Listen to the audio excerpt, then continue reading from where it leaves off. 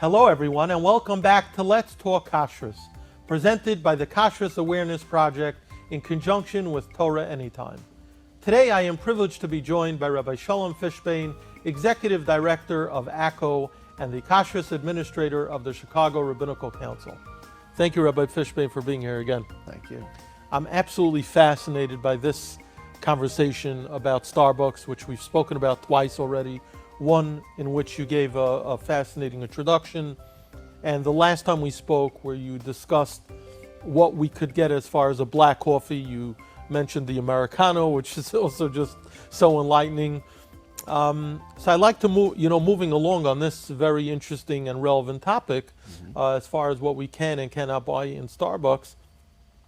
Could you talk about the other hot drinks, very, very popular drinks in general, drinks like lattes, cappuccinos? Is there any way that I could buy such a drink in a Starbucks? And if not, what are the concerns? Sure. So we need to identify what may be the problem. So a latte is a very popular hot drink. And the way that's made is it's made on the bar. So the bar, as we identified earlier, is much easier in terms of the coffee content, the espresso. It always starts with an espresso. And then what happens is, in order to make it hot, they have right next to it what's called a wand. Okay? The wand it shoots out steam. They have a metal cup that they put your milk. If you're called Vishal, you'll be getting, something par of milk.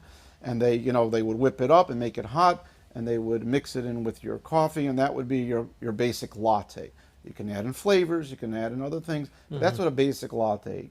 Now, the problem is that the steam and the metal cup, very hot, as I just said, but they do get washed hot with trafe, really real trafe.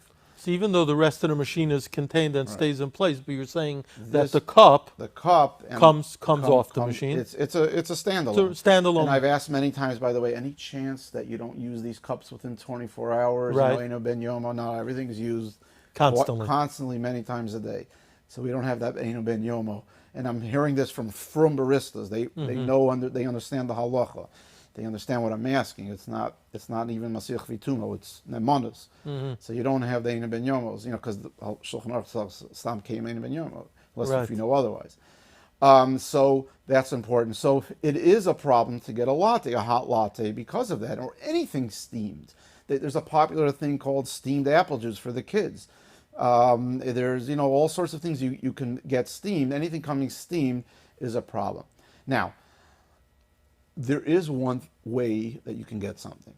For many years, we told people that you can get something called a kitty latte. A kitty latte basically is the same sequence of making a latte, but they don't want it to get it too hot, so they made it lower temperature, l'chayra under yatsoletis, and you could have, it won't be so hot, but you're getting that, it was good to go. Good to go. Recently, as I said earlier, Starbucks keeps changing. They have a new machine, and they only have 3 buttons to press. Super hot, super duper hot, and then regular hot. I don't know if that's what it's called. But the kitty latte now is the lowest. Phased out, or it's they still have this concept of a kitty latte, but the temperature for a kitty latte is now risen to 135 Fahrenheit, which is over yatsoletis. Okay, most kosher agencies go with yatsoletis being 120. That's yatsoletis. So anything over that's no good. So therefore, you can no longer walk in and say, "I keep kosher. Can you make me a kitty latte? I want it with soy milk and this and maybe some flavor." You can't do that anymore because you automatically go over yatsoletis in that metal cup, and they won't do it in your cup because they don't want to burn themselves. They want to do it in the metal cup. I was going to ask you about bringing your own cup and asking them to put it into the machine. Or even the cup you're ordering from. They won't do one. When you're dealing with steam, they rightfully don't want to do anything dangerous. But there is one more way you can do it, which would be not a problem. They manually can see it rising. When they press, latte, they see the temperature of your latte getting, higher and higher. If you can say, for kosher reasons, please stop it at 115 degrees. And it's right there on the reader. So And they could program it? they can just press stop. Uh-huh. So there you have, you see, we give options also. There you have a way of not, be careful not to say, give me a kitty latte, because that will get to 135. But if you can say, I want a kitty latte, but I need to stop by 115 Fahrenheit because of kosher reasons, you should be okay with that. Or Have you ever 118. seen people do that? Yeah, sure. Yeah, and they're cooperative? Yeah. That's And interesting. that's also something that's changed in that bar with lattes. They used to make all of the shots in glass shots, like a shot glass, like you have by Kiddush. Right. So they used to do everything. Now they change everything to do it in your cup. The only time they're using the shot glass is what we call is for something called a macchiato, where the espresso has to be on top. If you're not a Starbucks junkie, you won't understand what exactly the difference if the espresso shot is on the top or on the bottom, but some people want it that way. So the macchiato would be something that would be off the table because those shot glasses do get washed in the dishwashers and all of that. But a latte's off the table, at least, it's not Shiloh, it has Shiloh's, but a kitty latte under Yad Soletis, that they manually stop, that should be okay. Now, you mentioned before about it being a non-dairy drink, because really lattes are dairy. They usually have milk component. Well, is it not? only if you want milk. But Only if you want milk? Can get it you could get it without milk? No. What I meant is You a request soy or almond. A soy almond. Now, do those need ashkacha? Absolutely. So how do you determine if you're walking into a They Starbucks? always, you say, I keep kosher.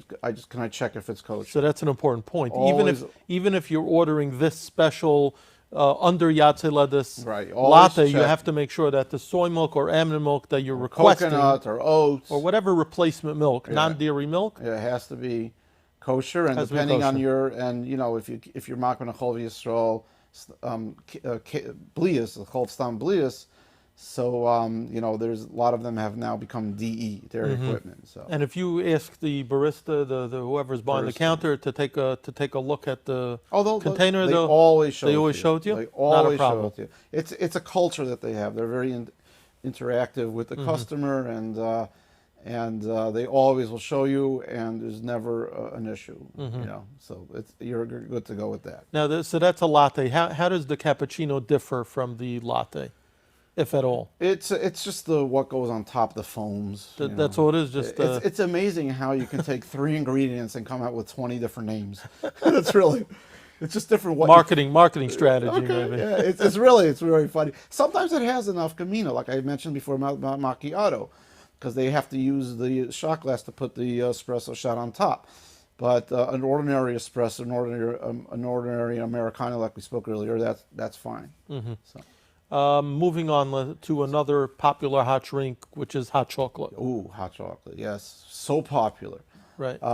It's again one of those things that used to be okay, and there used to be a way to get it.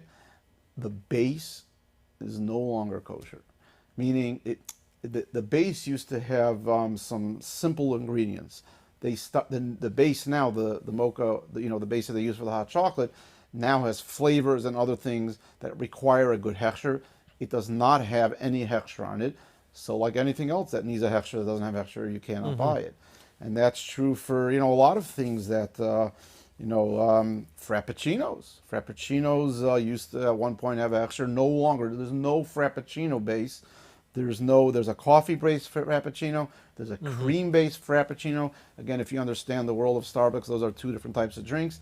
Where it used to be kosher, it's no longer, the base no longer has a hechsher, therefore there's no frappuccinos at a standalone Starbucks that you can get. There's one exception, but that's not really a Starbucks in the store.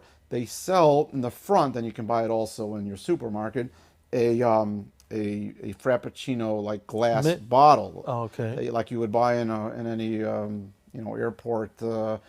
Or any refrigerated Coke, there'll be a Frappuccino Starbucks bottle.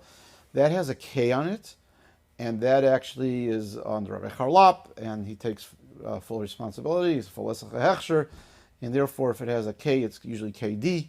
That happens to be kosher. It's not made from the same base that is made in the Starbucks store.